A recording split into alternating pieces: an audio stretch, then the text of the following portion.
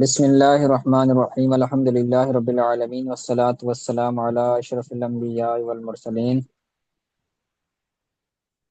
تفسیر جلالین کے اسباق کا سلسلہ ہمارا جاری و ساری تھا۔ گزشتہ درس کے اندر ہم نے بنی اسرائیل کے متعلق بیان پڑھا تھا کہ انہوں نے تورات کے اندر تحریف کر دی تھی، یعنی قرآن کے احکام کو تبدیل کر دیا تھا، کیونکہ تورات اللہ کی کتاب تھی اور اس کے اندر ہمارے پیارے نبی صلی اللہ علیہ وسلم کا بیان تھا کہ آخری زمان نبی آئیں گے، ان کے اوصاف بیان ہوئے تھے کہ ان کا رنگ اتنا ایسا ہوگا، ان کی کمالات بیان کیے گئے تھے، ہر چیز صفات کے ساتھ بیان کی گئی تھی۔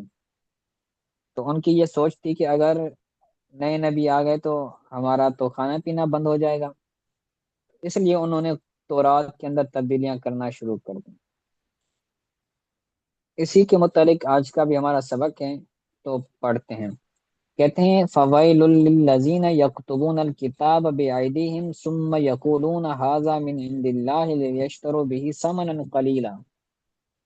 تو ویل ہے ان لوگوں کے لیے جو کتاب کو اپنی ہاتھوں سے لکھتے ہیں اور پھر کہتے ہیں کہ یہ اللہ کے یہاں سے ہیں تاکہ وہ اس کے ذریعے تھوڑا دام خریدیں۔ فویل ویل ہے لوگوں کے لیے۔ اب ویل کے متعلق دو طرح کی چیزیں بیان کی گئی ہیں۔ ویل عذاب کو بھی کہتے ہیں، ویل جہنم کے اندر ایک وادی ہے اس کو بھی ویل کہا جاتا ہے، یعنی وہ جہنم کی وادی ان لوگوں کے لیے ہے۔ اور تفسیر کے اندر لکھا ہے شدت و عذاب، عذاب کی شدت ہے۔ غرض مفسر ہوگا اس کے اندر مراد بیان کرنا۔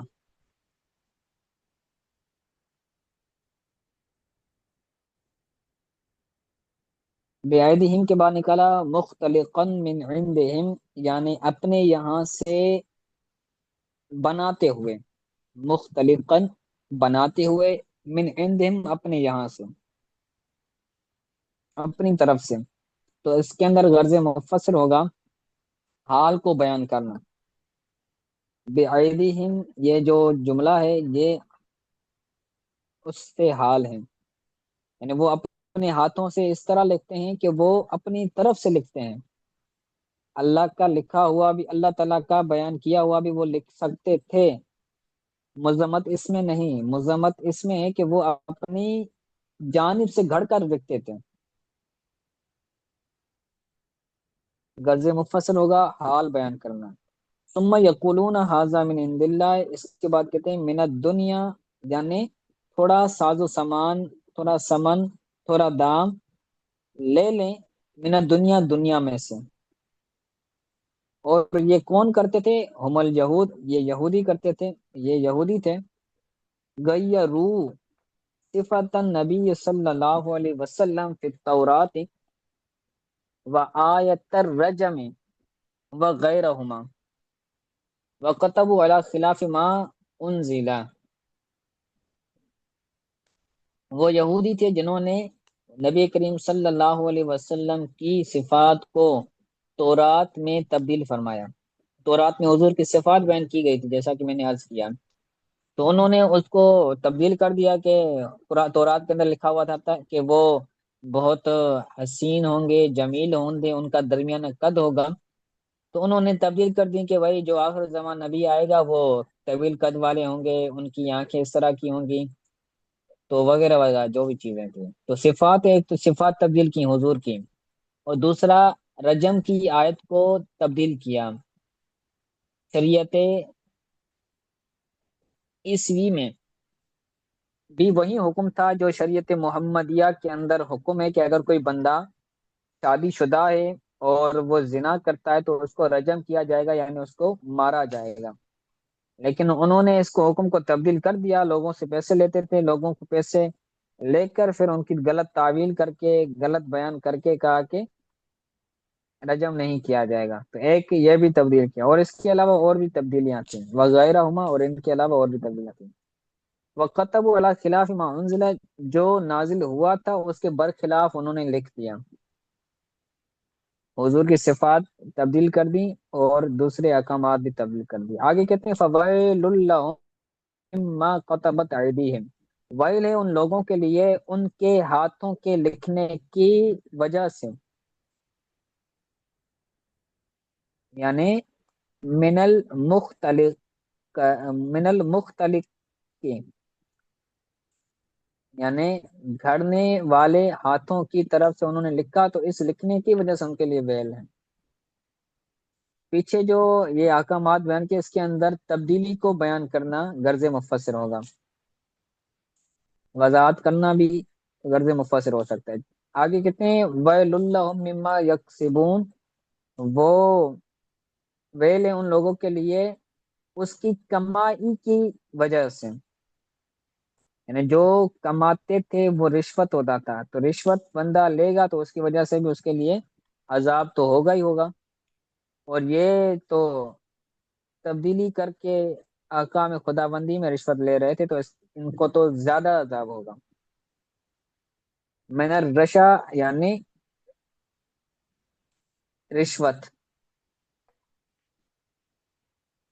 آگے کہتے ہیں وقالوا لن تمسنا النار الا ایاما معدودا، یہودیوں نے کہا کہ ہمیں آگ ہرگز نہیں چھوئے گی مگر گنے ہوئے دن،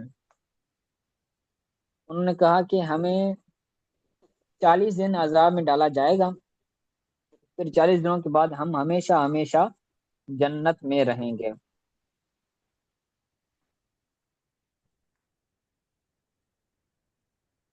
تو کالو کے بعد نکلا، یعنی لما وعدهم النبی صلی اللہ علیہ وسلم النار، جب نبی کریم صلی اللہ علیہ وسلم نے ان کو جہنم کے جہنم کی وعید سنائی، وعدہ وعید سنائی ان لوگوں کو جہنم کی، تو وہ یہ کہنے لگے کہ ہمیں آگ نہیں چھوئے گی بلکہ ہم چند دن جہنم میں لائیں گے، لن تمسنا النار یعنی تصیبنا، ہمیں آگ نہیں پہنچے گی مگر گنے ہوئے دن، یعنی قلیلتن کچھ دن، یعنی 40 یومن مدت عبادت آبائہم العجل ثم تزول، یعنی تھوڑی مدت ہمیں جہنم کا عذاب ہوگا، وہ کتنے دن ہوں گے، کہتے ہیں 40 یومن، 40 دن ہوں گے جو ہمارے آبا کا بچڑے کو عبادت کرنے کی مدت ہے، یعنی ان کے آبا و اجداد نے، بنی اسرائیل تھے نا یہ بھی، یہودی بھی، تو یہودیوں کے آبا و اجداد نے کیا کیا تھا، بچڑے کی عبادت کرنا شروع کر دی تھی، تو یہ عبادت ان کی 40 دن چلی تھی، کیونکہ حضرت موسیٰ علیہ السلام 40 دن تورات لینے کے لیے جبل طور، کوہ طور پر گئے تھے، تو 40 دن انہوں نے عبادت کی، تو یہ کہتے تھے کہ ہمیں 40 دن عذاب میں ڈالا جائے گا، ثم تزول پھر وہ عذاب زائل ہو جائے گا، ختم ہو جائے گا۔ غرض مفسر ہوگا ایام معدودہ کی تفصیل کرنا، وضاحت کرنا۔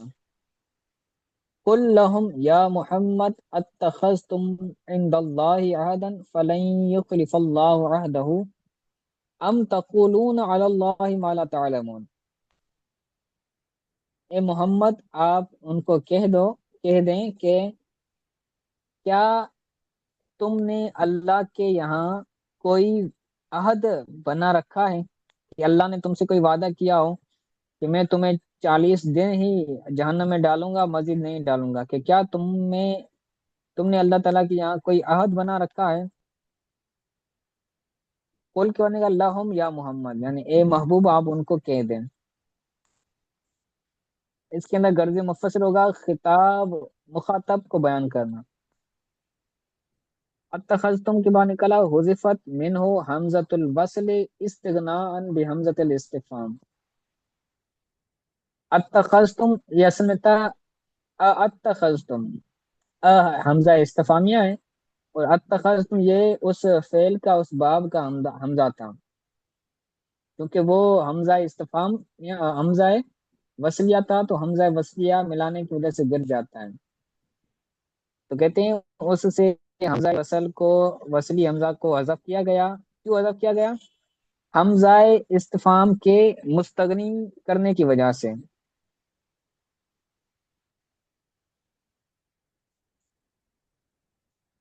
یعنی حمزہ استفہام آ گیا تو اب حمزہ وصل کی ضرورت نہیں رہی، حاجت نہیں رہے گی، تو اس کو حذف کر دیا. اس کے اندر غرض مفسر ہوگا لغوی تحقیق بیان کرنا. عند اللہ احدن یعنی میثاقم من بذالک، یعنی اللہ تعالیٰ سے تم نے کوئی وعدہ لیا ہے، کوئی وعدہ کیا ہے اللہ تعالیٰ نے تم سے. بذالک یعنی اس کا 40 دنوں کا جہنم میں رہنے کا. غرض مفسر ہوگا احدن کی مراد احدن کی وضاحت کرنا. اگر تم نے واقعی اللہ تعالیٰ سے وعدہ کیا ہوا، اللہ تعالیٰ سے وعدہ لیا ہوا ہے تو فلن یخلف اللہ عہدن، تو اللہ تعالیٰ اپنے وعدے کی، اپنے عہد کی کبھی بھی مخالف نہیں فرمائے گا. تو اللہ تعالیٰ اپنے وعدے کی مخالفت ہرگز نہیں فرمائے گا. بھی یعنی وہ جو وعدہ کیا ہے جہنم میں داخل کرنے کا. تو لا بلکہ ایسا نہیں ہے، اللہ تعالیٰ نے تم سے وعدہ نہیں کیا، ایسا نہیں ہے. ام تقولون علی اللہ ما لا تعلمون، یا تم اللہ تعالیٰ پر وہ بات کہتے ہو جو تم نہیں جانتے. یعنی جھوٹ بولتے ہو اللہ تعالیٰ کی ذات پر کہ اللہ تعالیٰ تمہیں 40 دن ہی جہنم میں ڈالے گا. تو ام کے بعد نکالا بل. تو ام یہ بل کی معنی میں ہے، یعنی بلکہ تم اللہ تعالیٰ پر جھوٹ بولتے ہو. بلا من کسب سیئۃ واحاطت به خطیئته فاولئک اصحاب النار هم فیہا خالدون. بلکہ جو بندہ برائی کرے گا، من کسب سیئۃ جو کمائے گا برائی، یعنی جو گناہ کرے گا، جو برائی کرے گا، اور خطائیں اس کا احاطہ کر لیں، یعنی جس کی خطائیں بہت زیادہ ہو جائیں، تو بندہ، ایسے لوگ کیا ہو جائیں گے، فاولئک کا اصحاب النار هم فیہا خالدون، تو وہ جہنم والے ہیں اور اس میں ہمیشہ رہیں گے. جو برے کام کریں گے، یعنی سیئتن کے بعد شرک نکالا ہے، تو سیئت سے مراد عام گناہ نہیں بلکہ شرک مراد ہے، کہ اگر کوئی بندہ شرک کرے گا تو اس کو جہنم میں ہمیشہ ہمیشہ ڈالا جائے گا. ہاں اگر وہ بندہ ہے مشرک نہیں ہے، چھوٹے بڑے گناہ کرتا ہے، گناہ کبیرہ گناہ صغیرہ کرتا ہے، تو اس وجہ سے بھی وہ جہنم میں ڈالا جائے گا، لیکن ہمیشہ ہمیشہ جہنم میں نہیں رہے گا. مسلمانوں کی بات کر رہا ہوں. تو بلا کے بعد نکالا تمسکہم، یعنی تمہیں عذاب ضرور پکڑ لے گا. وَتُخَلَّدُونَ مجهول کا صیغہ وَتُخَلَّدُونَ فیہا، اور تم جہنم میں ہمیشہ رہو گے، یعنی تمہیں جہنم میں ہمیشہ ٹھہرایا جائے گا. غرض مفسر ہوگا موضوع فعل بیان کرنا، کیونکہ بلا جو ہوتا ہے نا، بلا میں پچھلی بات کی تردید ہو رہی ہوتی ہے. آگے سیئتن کے بعد نکالا شرکن، یعنی وہ بندہ، جو بندہ شرک کرے گا تو جہنم میں جائے گا. غرض مفسر ہوگا سیئتن کی مراد بیان کرنا کہ سیئتن سے کیا مراد ہے. خطیئتہ یعنی جس کی خطائیں احاطہ کر لیں. بالافراد والجمع اس کو مفرد بھی پڑھ سکتے ہیں، جیسا کہ لکھا ہوا ہے خطیئتہ، یہ مفرد ہے، جس کی خطا احاطہ کر لیں. یا پھر اس کو جمع بھی پڑھ سکتے ہیں خطایاتہ، یہ لکھا ہوا ہے نیچے. خطایاتہ بھی پڑھ سکتے ہیں، خطیئتہ بھی پڑھ سکتے ہیں. تو اس کے اندر غرض مفسر ہوگا لغوی تحقیق بیان کرنا. آگے کہتے ہیں استولت علیہ واحدقت به من کل جانب، یعنی وہ اس پر غلبہ ہو جائے خطاؤں کا، خطائیں اس پر غلبہ کر لیں، یہ غرض یا مفسر سے خطائیں کیا اس کو ہوگا؟ کس کے اندر،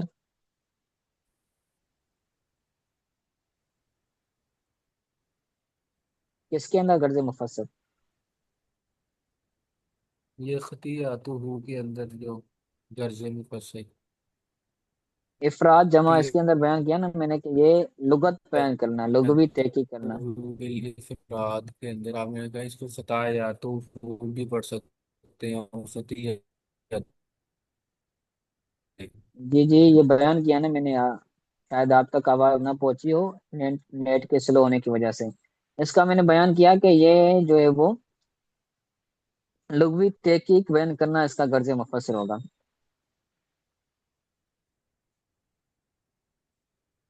آگے کہتے ہیں استولت علیہ، یعنی اس خطاؤں کا ان پر غلبہ ہو جائے دوسرا اور سر، ان معذرت کاٹ رہا ہوں میں نا، یہ لیٹ جوائن کو ہوں کافی دیر بعد، تو اس کی کوئی فائل وغیرہ تو نہیں آپ نے بھیجی تھی نیٹ کے بک کے اندر جس میں سارے مفسر اور غرض مفسر کا تفصیل بتائی گئی تھی؟ بھی بھیجا تھا شروع کے اندر، آپ اب آپ سے رابطہ کریں گے تو وہ آپ کو دے دیں گے کلاس فیلوز کے ساتھ۔ یا آپ دوبارہ بھیج دیں گروپ کے اندر؟ چلے میں دیکھ لوں گا انشاءاللہ۔ اور مجھے کوئی وہ بھی پھر چیز سے ہو نا، پتہ لگ اگر جائے گا کہ درمیانے درمیانے سبق اگر کوئی بات سمجھ نہیں آتی تو میں آخر کے اندر آپ کو وقت دیتا ہوں، اس کے اندر آپ جو ہے وہ پوچھ لیا کریں، درمیان کے اندر یہ کاٹنا اچھی بات نہیں ہے۔ آخر میں وقت دیتا ہوں، اگر آپ کوئی بات سمجھ نہیں آتی تو آپ پوچھ لیجیے گا، ورنہ تو ریکارڈنگ تو ہو رہی ہوتی ہے، اس کے اندر ہر چیز بیان ہوگی، انٹرنیٹ کے سلو ہونے کی وجہ سے آپ تک بات ہو سکتا ہے نہ پہنچتی ہے۔ بہرحال پڑھتے ہیں استولت علیہ، یعنی ان خطاؤں نے ان پر غلبہ کر لیا ہو، واحدقت به من کل جانب، ہر طرف سے اس ان خطاؤں نے اس کا گھیرا کیا ہوا ہو، یعنی جس طرح جب جاتا ہے وہ بندہ خطا کرتا ہے، یعنی گناہوں کی اس پر کثرت ہو، کس اعتبار سے؟ بے انمات مشرکن، کہ وہ بندہ مشرک ہو کر مرا۔ شرک کرنا یہ سب سے بڑا گناہ ہے، ناقابل معافی گناہ ہے، لیکن کوئی بندہ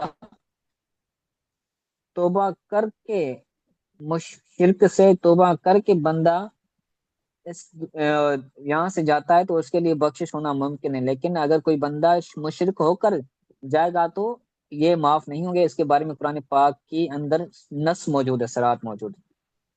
تو اس کے اندر بھی لوگوں کو احتیاط کرنی چاہیے کہ بعض لوگ ایک دوسرے کو مشرک کہہ رہے ہوتے ہیں کہ میلاد منا لیا تو وہ شرک ہو گیا، کسی اللہ کے نیک صالح بندے کو اگر مدد کا اس بات مان لیا تو مشرک ہو گیا۔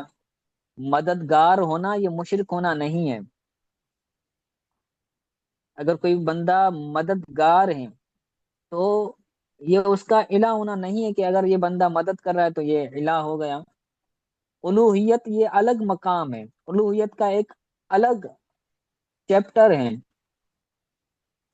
اور اگر کسی کی ہم ولادت منائیں تو یہ بھی شرک ہو گیا۔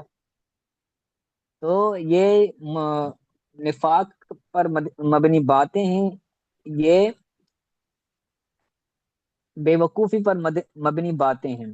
تو میلاد منانے سے کوئی بندہ مشرک نہیں ہوتا، اللہ کے نیک بندوں سے اگر کوئی بندہ مدد طلب کرتا ہے اور یہ عقیدہ رکھتا ہے کہ یہ نیک صالح بندے مجھے اللہ سے عطا کر کے دیں گے، خود اپنی طرف سے نہیں دیں گے بلکہ اللہ ان کے ذریعے ہمیں دے گا، یہ وسیلہ ہوتا ہے،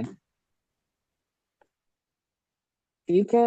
تو اس کے اندر بھی لوگوں کو احتیاط کرنا چاہیے، اور ہر کسی کو مشرک، کافر، بدعقیدہ، بز مذہب کہنے میں بہت زیادہ احتیاط کرنی چاہیے۔ اس کے اندر اعلیٰ حضرت امام علیہ سنت نے بہت زیادہ تنبیہ فرمائی ہے، ٹھیک ہے؟ اس کے اندر غرض مفسر ہوگا وضاحت کرنا، یہ جو آیت آ رہی ہے نا احاطت بھی خطیت، اس کی وضاحت کر رہے ہیں کہ کس طرح اس کی خطاؤں نے گھیرا کیا ہوا ہوں، تو اس کی یہ غرض مفسر ہوگا آگے۔ الا فاولئک اصحاب النار هم فیہا خالدون، جو بندہ شرک کرے گا اور شرک پر ہی مرا تو وہ لوگ ہمیشہ ہمیشہ وہ جہنم والے ہیں اور ہمیشہ جہنم میں ہی رہیں گے۔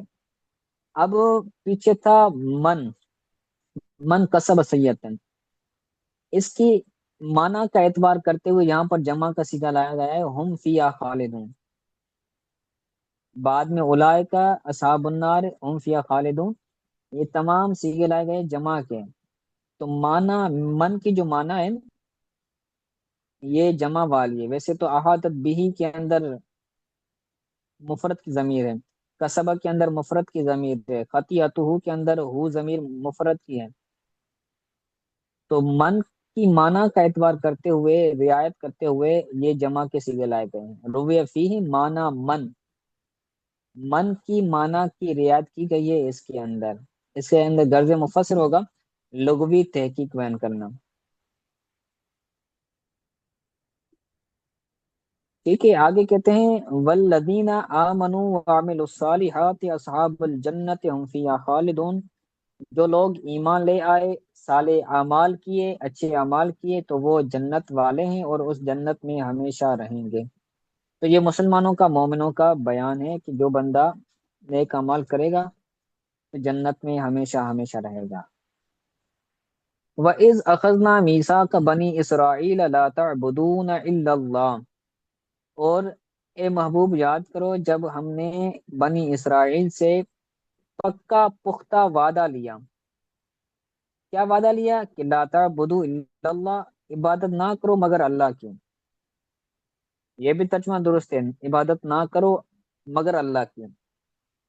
تو اس کا ایک اور طرح سے ترجمہ ہو سکتا ہے اللہ تعالیٰ کی ہی عبادت کرو، اللہ تعالیٰ ہی کی عبادت کرو، یعنی نفی کو بھی آپ نکال دیں اور الا حرف استثناء کی بھی عبادت حرف کو نکال دیں، یعنی تعبدون اللہ، یعنی اللہ کی عبادت کرو۔ ہم نے بنی اسرائیل سے یہ وعدہ لیا کہ تم اللہ تعالیٰ کی ہی عبادت کرو، بتوں وغیرہ کی عبادت نہ کرو۔ اسرائیل کے بعد نکلا فی التورات، یعنی تورات میں ہم نے ان سے وعدہ لیا، کیا کہا؟ کہ اللہ تعالیٰ کی عبادت کرو، دوسروں کی نہ کرو۔ بالتاء والجاء، تعبدون بھی پڑھا گیا ہے، اس کو یعبدون بھی پڑھا گیا ہے۔ غرض مفسر ہوگا قرات بیان کرنا۔ خبر بمعنی نحی، یہ خبر ہے نہیں کے معنی میں، لا تعبدون الا اللہ یہ نہیں کی معنی میں خبر ہے پیچھے والے جملے کے لیے۔ غرض مفسر ہوگا محل اعراب بیان کرنا۔ وقریہ لا تعبدو، اور اس کو لا تعبدو بھی پڑھا گیا ہے۔ ویسے تو یہ پہلے مضارع ہے نا، لا تعبدون، تم عبادت نہ کریں اللہ تعالیٰ کی، پہلے مضارع بھی ہے منفی نہیں، اور یہ امر سے نہیں کی معنی میں گایا ہے۔ ایک ہوتا ہے مضارع کا منفی ہونا، دوسرا ہوتا ہے امر نہیں، تو یہاں پر وہ امر والا نہیں مراد ہے، یہ کام کرو یہ کام نہ کرو، تو کام نہ کرنے کا یعنی عبادت نہ کرو حکم کی معنی میں ہوگا، تو اس کے اندر غرض مفسر ہوگا قراءت بیان کرنا۔ اللہ تعالیٰ کی عبادت کرو اور کیا کرو؟ وبالوالدین احسانا وذی القربى والیتامى والمساکین وقولوا للناس حسنا، اور والدین کے ساتھ حسن سلوک کرو، وذی القربى اور اپنے قریبی رشتہ داروں کے ساتھ حسن سلوک کرو، والیتامى اور یتیموں کے ساتھ حسن سلوک کرو، مسکینوں کے ساتھ حسن سلوک کرو، اور لوگوں سے اچھی بات کہو، وقولوا للناس حسنا، لوگوں سے اچھی بات کرو۔ تو یہاں پر صرف 4 چیزیں بیان کی گئی ہیں، والدین سے حسن سلوک کرنا، اور قریبی رشتہ دار، یتیموں، مسکینوں کے ساتھ حسن سلوک کرنا، تو یہ ان کی فضیلت اور ان کے مقام کی وجہ سے یہ کہا گیا ہے، اور بالعموم سب کو یہ حکم شامل ہے کہ ہر ایک کے ساتھ حسن سلوک کیا جائے، ہر مسلمان کے ساتھ، چاہے وہ والدین کے اندر آتا ہو یا نہ آتا ہو، ذی القربیٰ کے اندر آتا ہو یا نہ آتا ہو، مسکین ہو یا نہ ہو، یتیم ہو نہ ہو، ہر ایک سے ہم نے حسن سلوک کرنا ہے۔ یہ تھا تو ان کے لیے، لیکن ان کی وجہ سے ہمیں بھی یہ حکم شامل ہے۔ واؤ نے با نکالا احسنو، غرض مفصل ہوگا فعل معذوف نکالنا، احسنو، احسنو کا مطلب ہے حسن سلوک کرنا، یہ فعل امر ہے، احسنو۔ حسنن کے بعد نکلا بررن، غرض مفسر ہوگا لغوی معنی بیان کرنا، آسان معنی بیان کرنا۔ القرابت، القرابت عطف الوالدین، یعنی ذل قربا، یعنی قریبی، یعنی قریبی رشتہ دار، غرض مفسر ہوگا قرابت کے اندر مراد بیان کرنا۔ اور آگے اس کی وضاحت کر رہے ہیں، اعراب بیان کریں کہ عطف علی الوالدین، اس کا والدین پر عطف کیا گیا ہے، اسی لیے یہ مجرور ہے۔ غرض مفسر ہوگا اعراب بیان کرنا۔ للناس کے بعد نکلا قولن حسنن، قولن یہ مصدر ہے، مفعول مطلق بنے گا قولو فعل کے لیے، غرض مفسر ہوگا مفعول مطلق بیان کرنا، یا یہ یہی ہوگا مفعول مطلق بیان کرنا۔ حسنن اچھی بات کہو، یہ یعنی وہ کون سی بات ہوگی؟ من الامر بالمعروف، یعنی اچھائی، اچھائی کا حکم دینا، یہ من بیانیہ ہے، یعنی اچھائی کا، بھلائی کا حکم دینا، والنہی عن المنکر اور برائی سے روکنا، والصدق فی شان محمد صلی اللہ علیہ وسلم اور نبی کریم صلی اللہ علیہ وسلم کی شان میں سچ کہنا، یہ بھی تم پر لازم ہے کہ لوگوں کو سچ بیان کرو، جھوٹ مت بولو، حضور کی شان جھوٹ بول کر چھپاؤ نہیں۔ والرفق بہم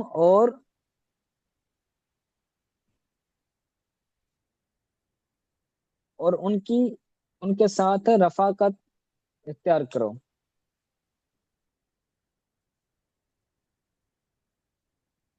ٹھیک ہے، اس کے اندر غرض مفسر ہوگا حسنن کی وضاحت کرنا، کہ لوگوں سے اچھی بات کس طرح ہو سکتی ہے، وہ اس طرح ہو سکتی ہے۔ وفی قراءتن بدم الحاء، حسنن کے بارے میں کہہ رہے ہیں کہ اس کو ایک قرات میں ہا کے دمہ کے ساتھ بھی پڑھا گیا ہے، وہ سکون سین اور سین کے سکون کے ساتھ بھی پڑھا گیا ہے، حسنن کی جگہ حسنن بھی کہا گیا ہے۔ مصدر وصف بھی، یعنی وہ مصدر جس کے ساتھ مبالغے، جو مبالغے کے ساتھ موصوف ہو، مصدر وصف بھی مبالغتن، جو مبالغے کے طور پر اس کی موصوف بنایا گیا ہو، تو وہ یہاں پر بنایا گیا ہے۔ اس کے اندر غرض مفسر ہوگا قرات بیان کرنا اور لغوی تحقیق کرنا۔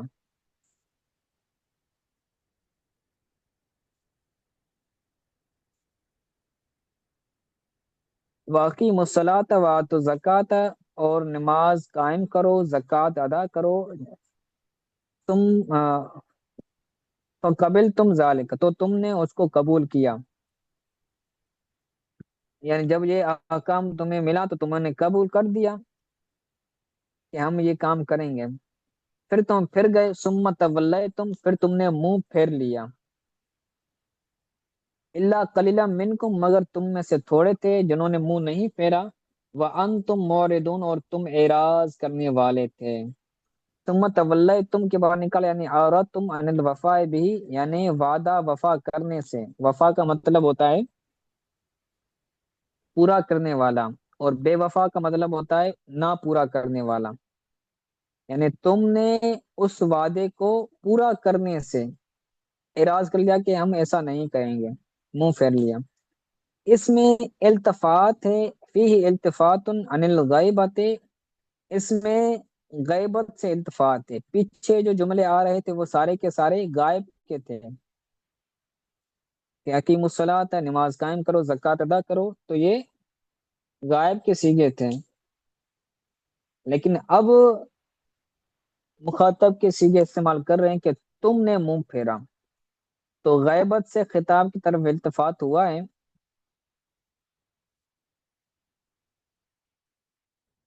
والمراد آباؤہم، تو ان سے مراد ان کے آبا و اجداد ہیں، یعنی حضور کے زمانے میں جو لوگ تھے، خطاب تو ان کو ہے، لیکن منہ انہوں نے نہیں پھیرا تھا، منہ پھیرنے والے ان کے آبا و اجداد تھے، تو یہ بھی ان کے پیروکار تھے، تو ان کی وجہ سے ان کو کہا جا رہا ہے۔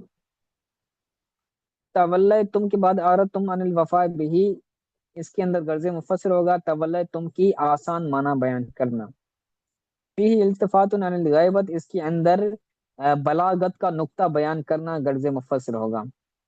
والمراد آباؤہم، اس سے مراد ان کے آبا ہیں۔ اس کے اندر غرض مفسر ہوگا خطاب کو، مخاطب کو بیان کرنا کہ مخاطب کون ہے۔ موردون یعنی اعراض کرنے والے تھے، انہو یعنی ہو ضمیر سے مراد ہے میثاق، پکے وعدے سے، اس وعدے سے اعراض کرنے والے تھے۔ کآبائکم یعنی تمہارے آبا کی طرح، تمہارے والد آبا و اجداد کی طرح تم بھی اعراض کرنے والے تھے۔ ٹھیک ہے، تو آج کے لیے یہ سبق کافی ہے۔ آج ہم نے تفسیر جلال میں پڑھا ہے، تو انشاءاللہ تعالیٰ یہ اس کو یاد کیجیے گا۔ کل انشاءاللہ اصول شاشی پڑھیں گے، تو وقت سے تشریف لائیے گا۔ آج کے سبق کے حوالے سے کوئی بات سمجھ نہیں آئی تو پوچھ لیں۔